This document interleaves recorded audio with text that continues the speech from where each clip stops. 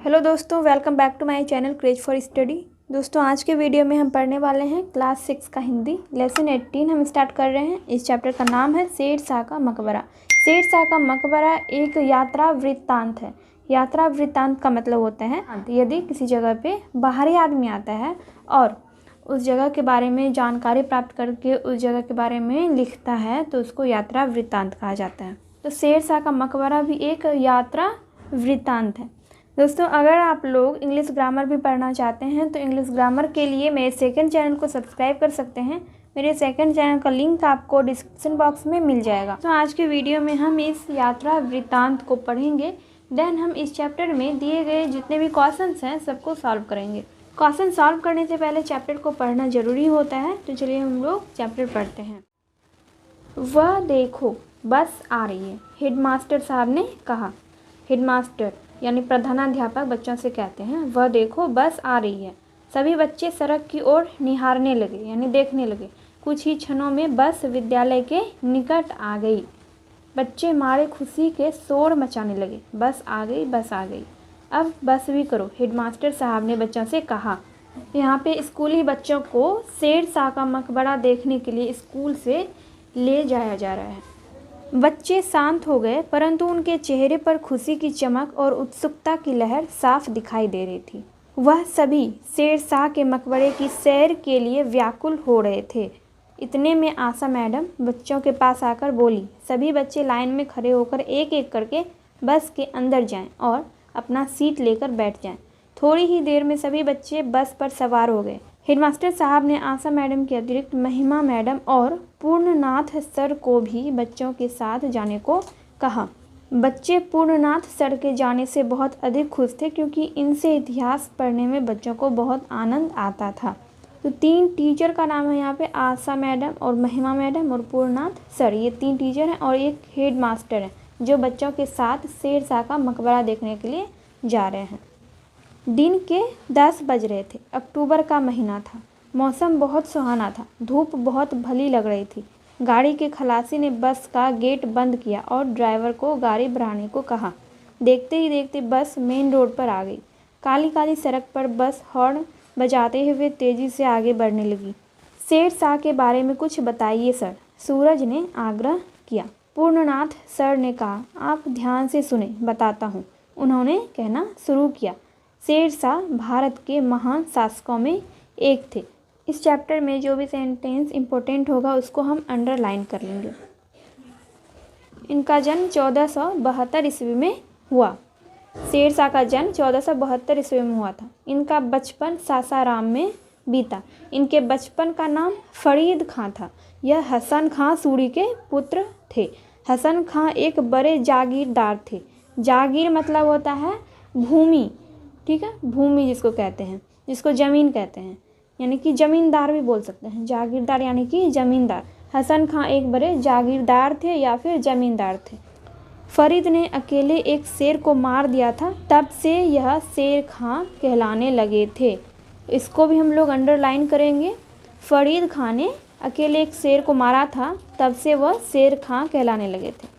वे बहुत विद्वान, बहादुर और बुद्धिमान व्यक्ति थे। इनका सारा जीवन संघर्ष में बीता। कम उम्र में ही वह पिता की जागीर की देखभाल करने लगे। इन्होंने बाबर की सेना में नौकरी भी की थी। वे बहुत अनुभवी व्यक्ति थे। बाबर कौन थे? मुगल वंश के संस्थापक का नाम है बाबर। सर, वे बादशाह कैसे बन गए? सुमन ने जानना चाहा। तो शेर शाह ने मुगल बादशाह हुमायूं को पराजित करके दिल्ली की गद्दी पर कब्जा कर लिया और सूरी वंश की स्थापना की। हुमायूं कौन थे? हुमायूं बाबर का पुत्र था, यानी कि मुगल वंश का राजा था हुमायूं। बाबर के बाद कौन गद्दी पर बैठा था? हुमायूं। तो शेर शाह ने क्या किया था? मुगल बादशाह हुमायूं को हराकर दिल्ली की गद्दी पर कब्जा कर लिया और सूरी वंश की स्थापना की, मतलब एक नए वंश की स्थापना की। अब है शेर शाह बहुत जवान होंगे तब ना उन्होंने बादशाह हुमायूं को हरा दिया, रामिस ने कहा। नहीं, वह जवान नहीं थे। उनकी आयु 68 वर्ष की थी, यानी कि जब शेर शाह सूरी ने बादशाह हुमायूं को पराजित किया तब शेर शाह सूरी 68 वर्ष के थे। जीतने के लिए हिम्मत और साहस की आवश्यकता होती है। तुम्हें यह जानना चाहिए कि उनकी सेना में ज़्यादातर सिपाही बिहार के थे, पूर्णनाथ सर ने कहा। शेरशाह सूरी की सेना में ज़्यादातर सिपाही कहाँ के थे? बिहार के थे। संजू ने जानना चाहा, यह लड़ाई कब और कहाँ हुई थी सर? सन 1540 ईस्वी में कन्नौज में, यानी बादशाह हुमायूं और शेरशाह सूरी के बीच जो लड़ाई हुई थी वो कन्नौज में 1540 ईस्वी में हुई थी, सर ने उत्तर दिया। सर, उनके पास तो बहुत सारा रुपया पैसा था, वह बहुत आराम से रहते होंगे, उन्हें कोई चिंता नहीं होगी। नटखट राजू को जानने की जिज्ञासा हुई। पूर्णनाथ सर ने कहा, नहीं, ऐसी बात नहीं है, इन्हें अपनी जनता की बहुत चिंता थी। वह केवल 5 वर्ष ही शासन कर सके, परंतु उन्होंने जनता की सेवा के लिए बहुत सारे कल्याणकारी कार्य किए। ये शेरशाह सूरी के बारे में यहाँ पे कहा जा रहा है। शेरशाह सूरी ने 5 वर्ष तक ही शासन किया और उन्होंने प्रजा की भलाई के लिए बहुत सारे कल्याणकारी कार्य किए। सड़कें बनवाई, सड़कों के किनारे यात्रियों के ठहरने के लिए जगह जगह पर सराय बनवाई, जगह जगह कुएं खुदवाए, सड़कों के किनारे वृक्ष लगवाए। उन्होंने डाक और संचार की व्यवस्था में सुधार किए। विभिन्न क्षेत्रों में बहुत सारे सुधार किए जिसे बाद के राजाओं ने भी अपनाया। राजस्व व लगान की व्यवस्था में उन्होंने महत्वपूर्ण सुधार किए जिससे किसानों को लाभ हुआ। किसानों को बहुत आसानी से ऋण दिया जाता था। जनता खुश थी इसलिए कि यह न्यायप्रिय बादशाह थे। शेरशाह सूरी हमेशा न्याय करते थे, इसलिए जनता उनसे बहुत प्रसन्न थी। अब बस एक बहुत चौड़ी सड़क पर आ गई। पूर्णनाथ सर ने बताया, यह सड़क ग्रैंड ट्रंक रोड के नाम से जानी जाती है। यह कोलकाता से पेशावर, जो कि पाकिस्तान में है, पेशावर तक जाती है। इसको भी हम अंडरलाइन करेंगे। सड़क ग्रैंड ट्रंक रोड कहाँ से कहाँ तक जाती है? कोलकाता से पेशावर तक जाती है। इस सड़क को भी शेरशाह ने ही बनवाया था। ग्रैंड ट्रंक रोड को शेरशाह सूरी ने बनवाया था। यह उनका महान योगदान था। अब कुछ ही समय में बस सासाराम पहुंच गई। शहर में पहुंचकर बच्चों की उत्सुकता और बढ़ गई।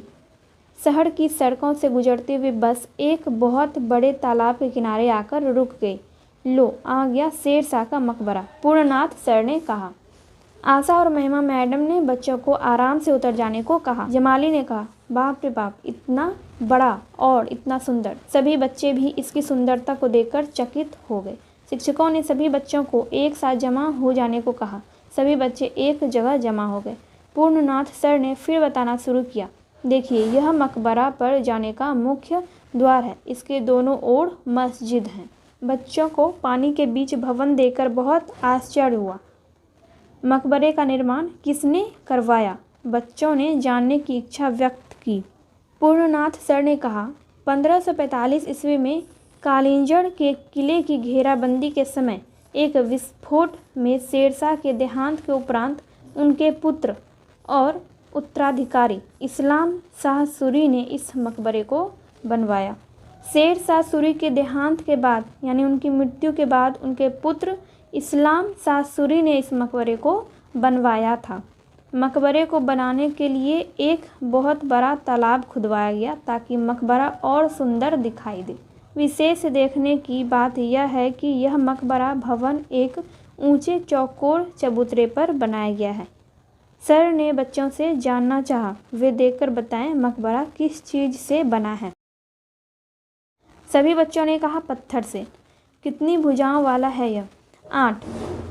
सभी ने एक साथ कहा, यानी कि शेरशाह सूरी का मकबरा पत्थर से बना हुआ था और वो 8 भुजाओं वाला था। इसकी कितनी मंजिलें हैं? 3। तो उसमें मंजिलें कितनी थी? 3। सभी ने जोरों से कहा, कितना ऊंचा होगा यह मकबरा? पता नहीं सर, आप बता दीजिए।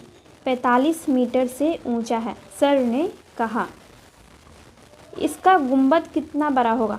बहुत बड़ा, बच्चों ने कहा। बच्चों, आपको पता होना चाहिए कि इसका गुंबद ताजमहल के गुंबद से 13 फुट बड़ा है। इसको हम लोग अंडरलाइन करेंगे। शेरशाह के मकबरा का जो गुंबद है वो ताजमहल के गुंबद से 13 फुट बड़ा है। सर ने बताया कि यह मकबरा अफ़गान शैली का बेहतरीन नमूना है। सभी बच्चे और शिक्षकगण मकबरे के बीच वाले भाग में पहुंच गए। यहाँ खूब रोशनी और हवा आ रही थी। मकबरे के ऊपरी भाग में कई खिड़कियाँ और जालियाँ थीं। सर ने बच्चों से कहा, इस मकबरे में शेरशाह सूरी के अतिरिक्त उनके 24 साथी दफन हैं। शेरशाह सूरी के मकबरे में शेरशाह सूरी के अलावा उनके 24 साथी दफनाए गए थे। अफ़गान शैली की इस वास्तुकला को हम स्थापत्य कला भी कहते हैं, को देखकर बच्चे बहुत आनंदित हो रहे थे। मकबरे के हर ओर से पानी में जाने के लिए सीढ़ियां हैं। बच्चे नीचे जाना चाह रहे थे, पर दोनों ने हाथ पकड़कर रोक लिया। कुछ बच्चे मकबरे की दीवारों पर लोगों द्वारा लिखे गए नामों और वाक्यों को पढ़ रहे थे। सर ने बच्चों को बताया कि जो लोग ऐतिहासिक धरोहर के महत्व को नहीं जानते, वैसे लोग ही ऐसी गंदी हरकतें करते हैं। पुरु ने कहा, सर, झील का पानी बहुत गंदा दिखाई दे रहा है। हाँ, आपने सही कहा, लोग गंदा पानी इसमें गिरा देते हैं, परंतु अब जिला प्रशासन ने गंदे पानी गिराने पर पूर्णतः रोक लगा दिया है। अब यह मकबरा हमारे देश की ऐतिहासिक धरोहरों की सूची में आ गया है। हमारी राज्य सरकार भी इस मकबरे के रख रखाव पर हर वर्ष लाखों रुपए खर्च करती है। पूर्णनाथ सर ने बच्चों से जानना चाहा कि इसे साफ रखने की दायित्व किस पर है। सभी बच्चों ने एक स्वर में कहा, हम सभी नागरिकों पर। अब 2:30 बज चुके थे। सभी को भूख लग गई थी। सभी ने एक साथ खाना खाया, पीछे मुड़कर एक बार फिर मकबरे की ओर देखा और बस पर सवार हो गए। अब यहाँ पर कुछ शब्दार्थ दिए गए हैं। मकबरा मतलब वह कब्र जिस पर इमारत या गुंबद हो। कब्र के ऊपर इमारत या गुंबद बनाया जाता है तो उसी को मकबरा कहा जाता है। जागीर पुरस्कार स्वरूप राजा महाराजाओं द्वारा दी गई जमीन। दफन जमीन में गाड़ना, मृत शरीर का कब्र में दफन होना। ऐतिहासिक धरोहर इतिहास संबंधी अमानत। उत्सुकता यानी कि प्रबल इच्छा। आज का वीडियो यहाँ पे कंप्लीट होता है एंड हम नेक्स्ट वीडियो में इस चैप्टर में दिए गए सभी क्वेश्चंस को सॉल्व करेंगे। ये वीडियो अगर हेल्पफुल लगी हो तो वीडियो को लाइक कर दीजिएगा। चैनल पे पहली बार आए हैं तो चैनल को सब्सक्राइब करना मत भूलिएगा और बेल आइकन को भी प्रेस कर दीजिएगा, ताकि मैं जब भी वीडियो अपलोड करूँ तो उसका नोटिफिकेशन आपको मिल सके। तो चलिए, मैं मिलती हूँ आपसे नेक्स्ट वीडियो में।